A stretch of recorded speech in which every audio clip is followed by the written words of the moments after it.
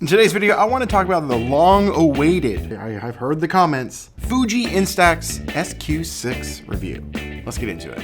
You know the type of guy that was a jock in high school but ended up becoming a huge nerd? You know, someone that's not afraid to make a fool of themselves on the internet. And someone that likes to shoot polaroid a little too much. Did I say huge nerd? You know, just an ordinary, everyday guy.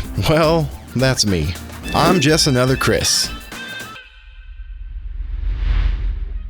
The SQ6 is honestly kind of become my new favorite square format Fuji Instax camera. It's really, really good. Before I was recommending and loving shooting the lomography square glass, which I still do, but this one actually is pretty cool. Has some neat features. I love the form factor. It's really thin and sleek. You can slide it in a camera bag, especially the Business King, the one I love to recommend. It's super cheap, inexpensive. This slides in there perfectly. And if you're an Instax shooter and you use their cameras, you probably know that they're very known for not being able to have much control. That's where other companies like Lomography enter in, add extra features for Instax cameras. Well, this camera actually has some features that pretty much no other Fuji branded camera has. And some of those features are automatic mode, which is on every camera. I mean, that's pretty much the definition of an instant camera. But it also has a macro mode, landscape mode, lighten, darken for the exposure compensation, but it also has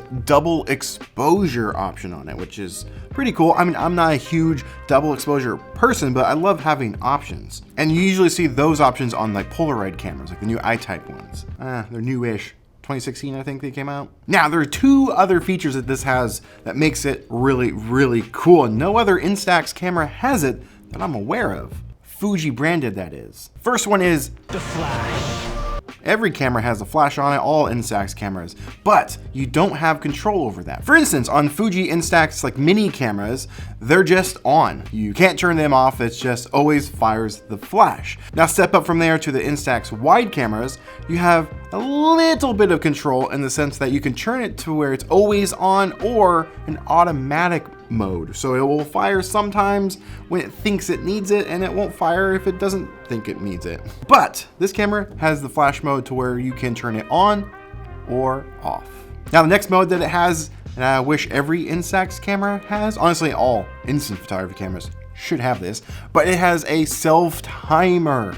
Yeah, 10-second timer, set it up. Pretty cool. Worth mentioning, it has a 1/4-20 tripod mount on the bottom, so you can utilize that self-timer properly. It has a selfie mirror on the front, which is really accurate and really convenient. Now, what I think is really clever on this, and some cameras have this, but some don't, the light meter is right next to the lens. So you're gonna get a pretty accurate reading for the light going through the lens and onto your film.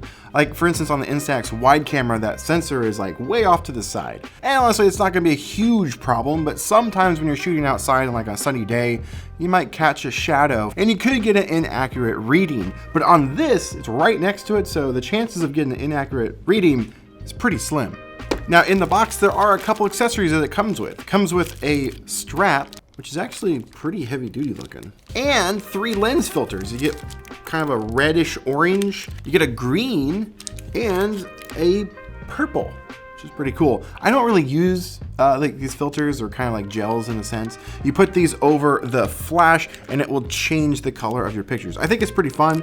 I've just never really found a use case for it, but I kind of want to experiment with it a little bit more at some point. And it also has 2 mounting points for neck strap or maybe a wrist strap. This is kind of a little too big for a wrist strap, but you could do it. There's only one real negative that I found with this camera, and it's very minor, and that is the batteries. It doesn't use AA or AAA batteries. It uses CR2 batteries, which are a little bit more expensive. Not every store carries them. Special order them like on Amazon. Best Buy usually carries them, but they're really, really expensive. For like 2 batteries, you're gonna pay like 10 to 15 bucks. Keep that in mind. Amazon usually has the best deals, and I'll leave a link in the description for them. I guess there is one more thing that's kind of annoying with this camera, and that is the viewfinder. And like on all Instax cameras, except for the wide cameras, ironically, but their viewfinders are always on the right side, so you kind of have to use your left eye to take your picture or jam your face into the whole camera and look through the viewfinder. It's nitpicky, but I would have liked to have seen it on the left side.